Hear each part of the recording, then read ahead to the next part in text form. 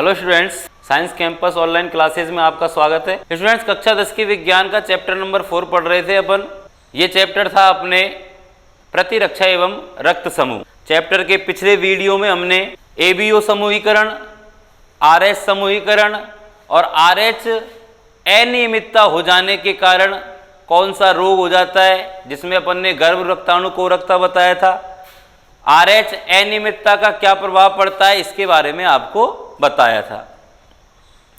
Students, आज के video में हम चर्चा करेंगे, जो आज का टॉपिक है अपना वो है रक्ताधान, ट्रांसफ्यूजन। देखिए, रक्तादान का मतलब होता है किसी व्यक्ति को रक्त देना, किसी व्यक्ति के द्वारा किसी अन्य व्यक्ति को रक्त देना। रक्तादान की यदि अपन परिभाषा की बात करें तो परिभाषा इसकी सीधी सी है, भाई नाम से ही पता लगा, रक्तादान मतलब रक्त का दान करना। बोलते हैं रक्तदान महादान, रक्त का दान करना। और रक्त का दान का मतलब क्या है? रक्त की आवश्यकता किसे होगी? तो सीधी सी बात है, रक्त की आवश्यकता होगी किसी रोगी व्यक्ति को। रक्त देगा कौन? तो देगा कौन? एक स्वस्थ व्यक्ति। तो इसकी परिभाषा हो जाएगी, एक स्वस्थ व्यक्ति से एक रोगी व्यक्ति के परिसंचरण तंत्र में, परिभाषा हो जाएगी भाई, किसी स्वस्थ व्यक्ति से रोगी व्यक्ति के परिसंचरण तंत्र में रक्त या रक्त आधारित उत्पादों, रक्त आधारित उत्पाद जैसे रक्त आधारित उत्पाद का मतलब है भाई जैसे प्लाज्मा, प्लेटलेट्स आदि का स्थानांतरण करना क्या कहलाता है भाई? रक्तादान या ट्रांसफ्यूजन कहलाता है। तो साधारण शब्दों में क्या हो जाएगा कि एक स्वस्थ व्यक्ति से रोगी व्यक्ति के शरीर में रक्त का चढ़ाना रक्तादान कहलाता है, या फिर किसी स्वस्थ व्यक्ति से रोगी व्यक्ति के परिसंचरण तंत्र में रक्त या रक्त आधारित उत्पादों जैसे प्लाज्मा, प्लेटलेट्स आदि का स्थानांतरण करना क्या कहलाता है? रक्तादान कहलाता है। जो ये रक्तादान की प्रक्रिया है स्टूडेंट्स, इसे सबसे पहले जो प्रतिपादित किया था वो वैज्ञानिक थे डॉक्टर जीन बैप्टिस्ट डेनिस। नाम याद रखना है आपको कि रक्तादान की जो प्रक्रिया है इसे सबसे पहले प्रतिपादित किसने किया है? इस प्रक्रिया को सबसे पहले किसने किया था?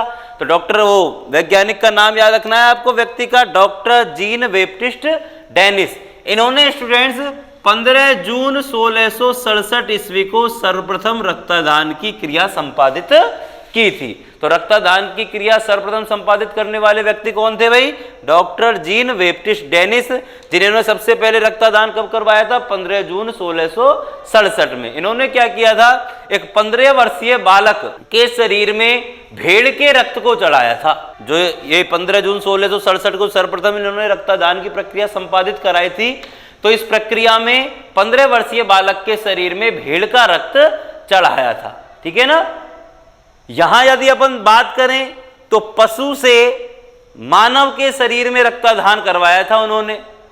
तो जैव विविधता को ध्यान में रखते हुए क्या किया गया कि ताकि जैव विविधता का ह्रास ना हो, इसलिए सन 1677 ईस्वी में पशुओं से मानव में रक्तदान को क्या कर दिया गया था भाई? निषेध कर दिया गया था। रक्तदान की प्रक्रिया को नहीं याद रखना है पूरी की पूरी, पशुओं से मानव के शरीर में रक्तदान की प्रक्रिया को निषेध कर दिया गया था 1677 में। अब अपन बात करें कि जो ये रक्तदान, रोगी को जो रक्त चढ़ाया जाता है, जो ये रक्तदान की प्रक्रिया की जाती है, ये किन किन परिस्थितियों में की जाती है, किन किन कारणों के तहत रक्तदान करवाया जाता है, रक्तदान के कारण क्या है, किन किन परिस्थितियों में करवाया जाता है। तो सामान्य अपन देखें तो भी बता सकते हैं, सड़क पर जा रहे हैं, दुर्घटना हो गई, किसी व्यक्ति को गंभीर चोट लग गई, उसका बहुत सारा रक्त निकल गया, अपन देखते हैं उसे रक्तदान करवाया जाता है। तो पहला परिस्थिति या पहला कारण क्या हो जाएगा इसका? चोट या अत्यधिक रक्तस्राव होने पर। तो एक परिस्थिति तो ये हो गई भाई रक्तदान की कि चोट या अत्यधिक रक्तस्राव होने पर। दूसरी परिस्थिति क्या है? अपन देखते हैं कि जब गंभीर रक्तहीनता हो जाती है किसी व्यक्ति के अंदर, तो इस परिस्थिति में भी गंभीर रक्तहीनता हो जाने पर भी जो रोगी है उसमें रक्तदान की प्रक्रिया संपादित की जाती है या उसे ब्लड चलाया जाता है। तीसरा, हीमोफीलिया के रोगियों को, हीमोफीलिया जैसा आप जानते हैं भाई एक आनुवांशिक रोग है। इस रोग में क्या होता है, जो रोगी है उसके रक्त का थक्का नहीं बनता है, रक्त का थक्का नहीं बनता है तो मामूली चोट होने पर भी उसका बहुत सारा ब्लड बाहर निकल जाता है। तो ऐसी स्थिति में क्या कराया जाता है, हीमोफीलिया के रोगियों को रक्तदान की प्रक्रिया की जाती है, रक्त चढ़ाया जाता है। इसके अलावा बिंबाणु या प्लेटलेट्स कह लो की अल्पता में या अल्प स्थिति में सबसे सामान्य, यदि मैं आपको उदाहरण बताऊं तो पिछले कुछ सालों से डेंगू बुखार चल रहा है बहुत अधिक, और इस डेंगू बुखार में अपन क्या देखते हैं, प्लेटलेट्स की तो कमी आती है। उन प्लेटलेट्स को सामान्य दवाई औषधियों से या तो रिकवर किया जाता है, और फिर भी रिकवर नहीं होता तो रोगी को प्लेटलेट्स या बिंबाणु चढ़ाए जाते हैं। मतलब इस स्थिति में भी किसकी आवश्यकता पड़ती है, रक्तदान की। इसके अलावा एक रोग है भाई दात्र कोशिका अरक्तता, अंग्रेजी में बोलते हैं इसे सिकल सेल एनीमिया। दात्र कोशिका अरक्तता के रोगियों को भी रक्तदान की आवश्यकता होती है। इस रोग में क्या होता है भाई, जो अपनी ये आरबीसी होती है वैसे ये डिस्क के आकार की होती है, जिसमें एक हिस्सा उभरा हुआ और एक हिस्सा धसा हुआ रहता है, इसका मतलब डिम्ब के आकार की। परंतु इस रोग में क्या हो जाता है, ये अर्धचंद्राकार हो जाती है। ऐसी अर्धचंद्राकार हो जाने के कारण क्या होता है, जब ये इस आकृति की हो जाती है तो रक्त प्रवाह कम कर देती है। ये रक्त का प्रवाह कैसे होने लग जाता है, कम, और रक्त का प्रवाह कम हो जाता है तो फिर ऑक्सीजन की आपूर्ति नहीं हो पाती है और सारी कमियां हो जाती है। तो इन रोगियों को भी क्या किया जाता है, वे रक्तदान की क्रिया संपादित की जाती है। तो ये वो कारण या परिस्थितियां हुई भाई स्टूडेंट्स जिनके अंदर, जिनके तहत रक्तदान की प्रक्रिया संपादित की जाती है। तो आपसे पूछ रहे रक्तदान की प्रक्रिया किन किन परिस्थितियों में संपादित की जाती है, तो कौन कौन सी परिस्थितियां हैं, चोट या अत्यधिक रक्तस्राव होने पर, गंभीर रक्तहीनता होने पर, हीमोफीलिया के रोगियों में, बिंबाणु या प्लेटलेट्स की अल्पता में, और इसके अलावा दात्र कोशिका अरक्तता जो ये रोग है सिकल सेल एनीमिया, इस रोग से ग्रस्त रोगियों में भी रक्तदान की प्रक्रिया संपादित की जाती है। स्टूडेंट्स आगे इस टॉपिक में अपन चर्चा करेंगे कि जो ये रक्तदान की प्रक्रिया होती है ये किस प्रकार संपादित की जाती है। तो जो ये रक्तदान की प्रक्रिया होती है भाई, यह प्रक्रिया 2 चरणों में संपादित होती है।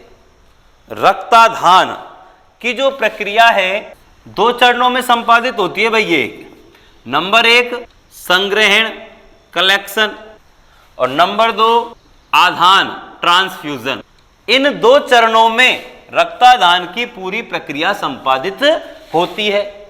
यहां यदि हम देखें कि जो संग्रहण इसका चरण है, इसमें कौन कौन से कार्य किए जाते हैं, तो संग्रहण का मतलब इकट्ठा करना और ट्रांसफ्यूजन का मतलब स्थानांतरण। मतलब सीधी सी बात है, रक्तदान में क्या होगा, पहले किसी दाता का रक्त इकट्ठा किया जाएगा, उसका कलेक्शन किया जाएगा, और फिर दूसरा आधान ट्रांसफ्यूजन, जरूरतमंद जो आदमी है उसके अंदर उसे स्थानांतरित कर दिया जाएगा।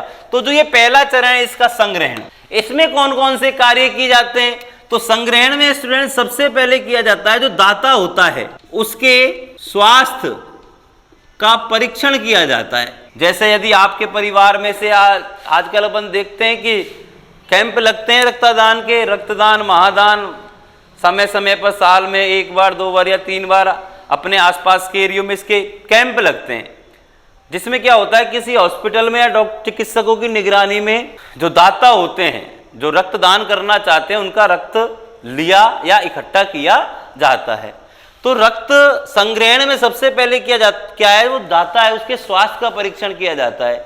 मतलब वो रक्त देने की स्थिति में है या नहीं, उसके रक्त में हीमोग्लोबिन कितना है, उसके शरीर का वजन कितना है, मतलब उसका जो शरीर है वो रक्तदान करने के योग्य है या नहीं, इसका परीक्षण किया जाता है। जब उसके स्वास्थ्य का परीक्षण हो जाए और पता लग जाए हाँ भाई ये योग्य है रक्त देने के, तो क्या किया जाता है, कैनुला, जिसे अपन प्रवेशनी बोलते हैं, एक उपयुक्त क्षमता वाली ऐसी प्रवेशनी या कैनुला ली जाती है, जो दाता है उसकी नस में लगाया जाता है और उसके द्वारा जो रक्त है उसे विशेष प्रकार की थैलियों में, थक्का रोधी युक्त थैलियां होती हैं भाई, देखी होंगी आपने, वो विशेष प्रकार की थक्का रोधी युक्त निर्जर्मीकृत थैलियों में उस रक्त को भर लिया जाता है। ठीक है भाई। स्वास्थ्य के परीक्षण के बाद क्या करते हैं, कैनुला लेते हैं, रक्त निकालते हैं, रक्त जो दाता है उसका रक्त एक विशेष प्रकार की थैली, विशेष प्रकार की क्यों रह रही है, निर्जर्मीकृत थक्का रोधी युक्त थैलियां होती हैं जिसमें ब्लड का क्लॉटिंग नहीं होती है, थक्का नहीं बनता है, ऐसी थैलियों में रक्त को क्या कर लिया जाता है भाई, भर लिया जाता है। नंबर 3, अब थैली में आ गया रक्त, इकट्ठा हो गया, जो इकट्ठा रक्त है निर्जर्मीकृत थैली में उसका प्रशीतित भंडारण किया जाता है, कोल्ड स्टोरेज, मतलब बर्फ लगा के या किसी ऐसे बॉक्स में जो ठंडा रहता है उसमें उसको धर दिया जाता है। इसका भी विशेष महत्व होता है। प्रशीतित भंडारण इसलिए किया जाता है ताकि उस रक्त में जीवाणुओं की वृद्धि ना हो और जो कोशिका उपापचय या मेटाबॉलिज्म, जो सेल मेटाबॉलिज्म प्रक्रियाएं होती हैं उनकी दर भी क्या हो जाए भाई, धीमी हो जाए, इसलिए उसका क्या कर दिया जाता है, प्रशीतित भंडारण कर दिया जाता है। उसके बाद जो संग्रहित रक्त है उसकी कई प्रकार की जांचें की जाती हैं, जैसे जांचा जाता है एबीओ प्रतिजन क्या है, आरएच कारक की जांच की जाती है, पॉजिटिव है या नेगेटिव, एचआईवी की जांच की जाती है, हेपेटाइटिस की जांच की जाती है, ऐसी विभिन्न जांचें उस संग्रहित रक्त की जाती हैं। ठीक है भाई। इसके अलावा जो दाता होता है उसे कुछ समय तक चिकित्सक की निगरानी में रखा जाता है।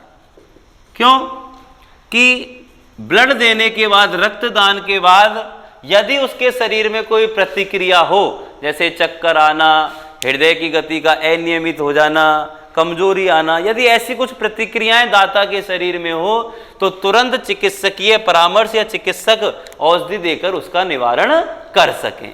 तो ये जो कार्य किए जाते हैं भाई किसके अंतर्गत, रक्तदान की प्रक्रिया के पहले चरण, संग्रहण या कलेक्शन के अंतर्गत। सबसे पहले दाता जो है उसके स्वास्थ्य का परीक्षण किया जाता है, यदि वो रक्त देने योग्य है तो दूसरे कार्य में क्या किया जाता है, उपयुक्त क्षमता वाली प्रवेशनी कैनुला लेकर विशेष प्रकार की निर्जर्मीकृत थक्का रोधी युक्त थैलियों में रक्त को इकट्ठा कर लिया जाता है। उसके बाद संग्रहित रक्त का प्रशीतित भंडारण या कोल्ड स्टोरेज, ठंडे में रखा जाता है उसे। इसका विशेष महत्व है, क्यों रखा जाता है, तो अपन ने बताया था कि एक तो जो मेटाबॉलिज्म होता है, सेल मेटाबॉलिज्म, उसकी दर को कम करने के लिए, उपापचय, कोशिका उपापचय की दर को कम करने के लिए और जीवाणुओं की वृद्धि को रोकने के लिए। फिर संग्रहित रक्त की कई प्रकार की जांचें, जैसे एबीओ प्रतिजन कौन सा है, आरएच कारक है या नहीं, एचआईवी, हेपेटाइटिस, ऐसी कई जांचें संग्रहित रक्त की जाती हैं। और इसके अलावा जो दाता है उसे संग्रहण के कुछ समय पश्चात तक चिकित्सक की निगरानी में रखा जाता है ताकि रक्तदान के बाद यदि उसके शरीर में कोई प्रतिक्रिया हो तो उसका निवारण किया जा सके। उसके बाद स्टूडेंट रक्तदान की दूसरी प्रक्रिया आती है आधान या ट्रांसफ्यूजन। अब जो ये ट्रांसफ्यूजन है इसके अंतर्गत देखिए कौन कौन से कार्य किए जाते हैं। सबसे पहले क्या किया जाता है, जो दाता और रोगी है मतलब ग्राही, उनके रक्त का मिलान किया जाता है। सब मिलान में भी क्या किया जाता है, एबीओ प्रतिजन का मिलान किया जाता है और आरएच का मिलान किया जाता है। ये अपन ने कल आपको पिछले वीडियो में बताया भी था हमने आपको कि जो रक्तदान की प्रक्रिया होती है उसमें रक्त वर्गों और आरएच कारक का मिलान किया जाता है। तो आधान हो रहा है भाई, तो सबसे पहले दाता और रोगी के रक्त का मिलान किया जाता है और मिलान में भी एबीओ प्रतिजन व आरएच प्रतिजन का मिलान किया जाता है।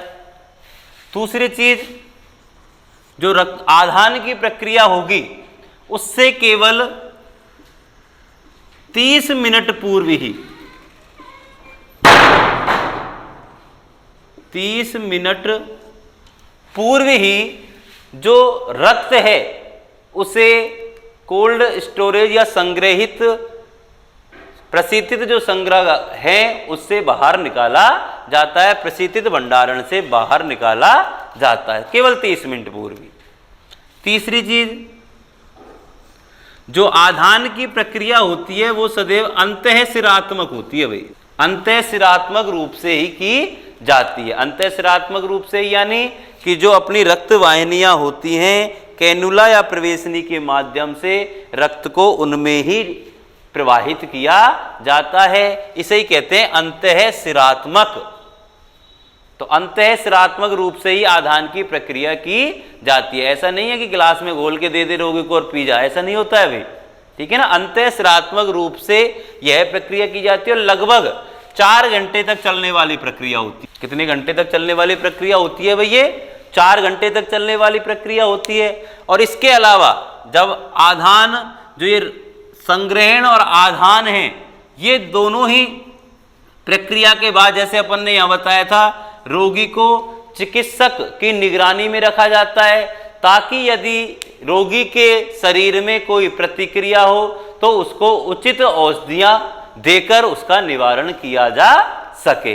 तो ये वो कार्य हैं स्टूडेंट्स जो ट्रांसफ्यूजन या आधान की प्रक्रिया में संपादित किए जाते हैं। नंबर 1, दाता और रोगी के रक्त का मिलान। रक्त के मिलान में भी किसका मिलान?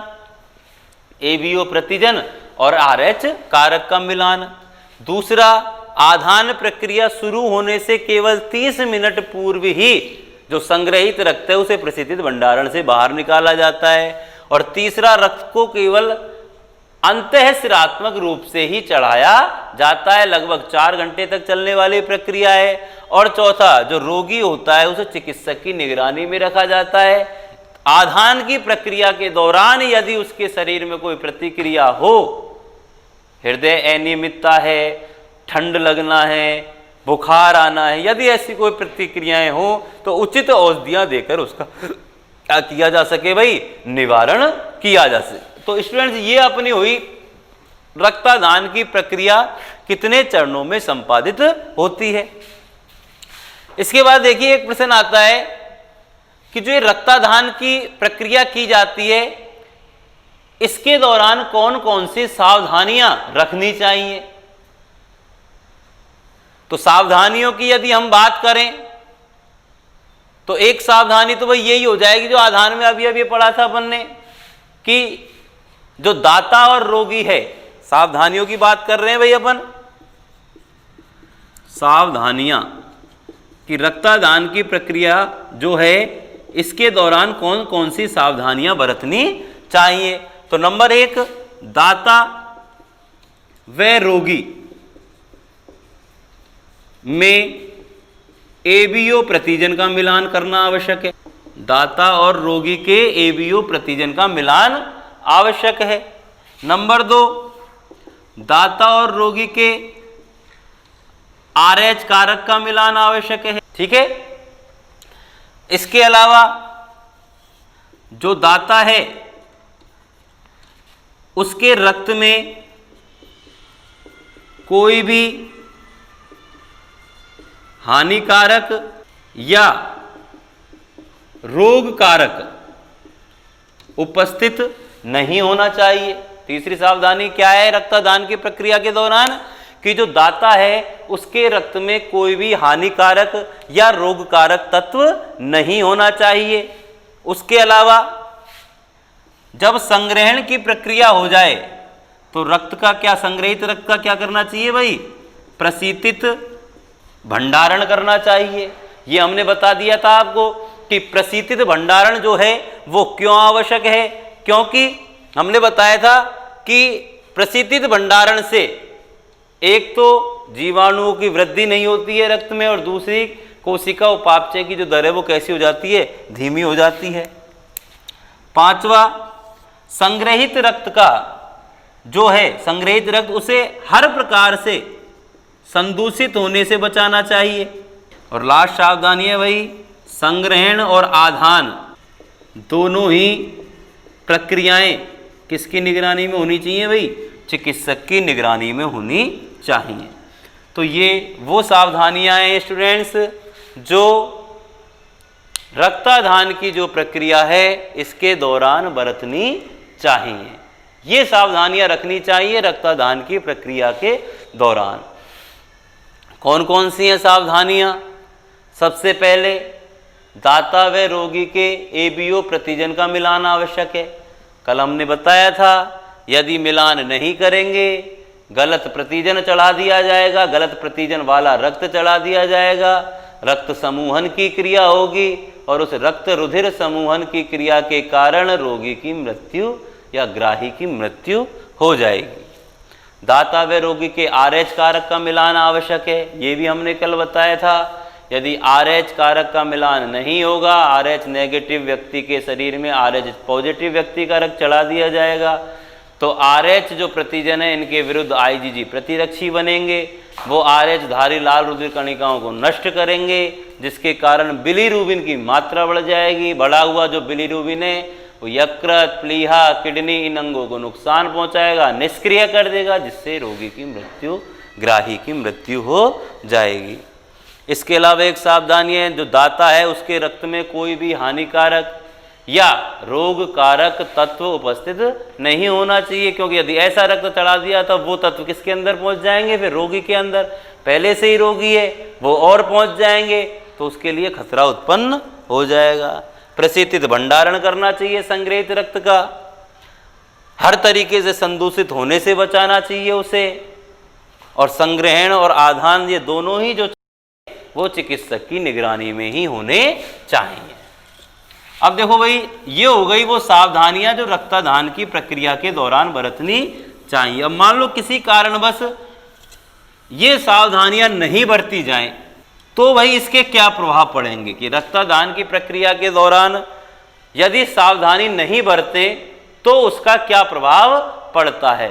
तो हमने अभी अभी बताया था कि यदि रक्तदान के दौरान सावधानियां नहीं बरती जाती हैं तो जो ग्राही है या रोगी है वो संक्रमण युक्त हो जाता है। नंबर 1, जैसे HIV फर्स्ट एवं HIV सेकंड का संक्रमण हो सकता है रोगी को या ग्राही को। ये दुष्प्रभाव है भाई, सावधानी नहीं बरतने पर होने वाली हानियां हैं ये। नंबर 2, HTLV फर्स्ट एवं HTLV सेकंड का संक्रमण हो सकता है ग्राही को, ठीक है ना। HIV जानते भाई ह्यूमन इम्यूनो डेफिशिएंसी वायरस, और ये हो जाएगा human T lymphotropic virus, human lymphotropic virus, ये हो जाएगा ह्यूमन डेफिशिएंसी वायरस। तो इन वायरस का या फर्स्ट और सेकंड का क्या हो जाएगा भाई? संक्रमण। इसके अलावा हेपेटाइटिस B एवं C का संक्रमण हो सकता है। और इसके अलावा एक और रोग है भाई जिसका खतरा बन सकता है, वो है क्रूएड्स फेल्ड जैकब रोग, ठीक है भाई। तो ये वो संक्रमण हैं जो हो सकते हैं कब? यदि रक्तदान की प्रक्रिया के दौरान बरती जाने वाली सावधानियों को अनदेखा कर दिया जाएगा। तो कौन कौन से खतरे हो सकते हैं ग्राही को? HIV फर्स्ट व HIV सेकंड का संक्रमण हो सकता है, HTLV फर्स्ट व HTLV सेकंड का संक्रमण हो सकता है, हेपेटाइटिस B और हेपेटाइटिस C का संक्रमण हो सकता है, और एक रोग है क्रूएड्स फेल्ड जैकब रोग, ठीक है ना। मस्तिष्क से संबंधित रोग है भाई ये रोग हो सकता है सावधानियां नहीं बरतने। तो ये हो गया अपना रक्तदान किसे कहते हैं, रक्तदान सर्वप्रथम किसने करवाया था, रक्तदान की प्रक्रिया कितने चरणों में संपादित होती है, उनमें कौन कौन से कार्य किए जाते हैं, रक्तदान के दौरान बरती जाने वाली सावधानियां कौन कौन सी, और यदि उन सावधानियों को नहीं बरता जाए जो ग्राही है उसके शरीर में कौन कौन से संक्रमण हो सकते हैं। और एक और चीज स्टूडेंट्स अपन पढ़ेंगे रक्तदान से संबंधित, जो है रक्तदान के प्रकार। स्टूडेंट, स्रोत के आधार पर रक्तदान 2 प्रकार का होता है। स्रोत मतलब रक्त किसका चढ़ाया जा रहा है ग्राही को, उस स्रोत के आधार पर रक्तदान 2 प्रकार का होता है। नंबर 1 समजात रक्ताधान और नंबर 2 रक्ताधान। पढ़ क्या रहे हैं भाई अपन? रक्ताधान के प्रकार कह क्या रहे हैं कि जो स्रोत है जिसका रक्त चढ़ाया जा रहा है उस स्रोत के आधार पर जो रक्ताधान है वो कितने प्रकार का होता है? 2 प्रकार का। कौन कौन से हैं 2 प्रकार? नंबर 1 समजात रक्ताधान और नंबर 2 समजीवी रक्ताधान। समजात रक्ताधान क्या होता है भाई? इस प्रकार के आधार में क्या होता है, जो ग्राही होता है उसे किसी अन्य व्यक्ति का संग्रहित रक्त चढ़ाया जाता है। कहने का मतलब है ऐसा आधान जिसमें ग्राही को किसी अन्य व्यक्ति का संग्रहित रक्त चढ़ाया जाता है, या इस प्रकार के आधान में, या वह आधान जिसमें ग्राही को किसी अन्य व्यक्ति का संग्रहित रक्त चढ़ाया जाता है उसे समजात आधान कहते हैं। और समजीवी आधान, सम यानी समान, जीव यानी उसी का, तो इस प्रकार के आधान में क्या होता है, ग्राही को उसी का संग्रहित रक्त चढ़ाया जाता है। तो नाम से याद हो जाएगा, देखो भाई, समजीवी यानी उसी जीव का, समजात यानी उस जात का, मतलब किसी अन्य मनुष्य का, ठीक है ना। तो समजात रक्ताधान, समजीवी रक्ताधान, यदि किसी अन्य व्यक्ति का संग्रहित रक्त चढ़ाया जा रहा है ग्राही को या रोगी को, तो वो समजात रक्ताधान के अंतर्गत आता है।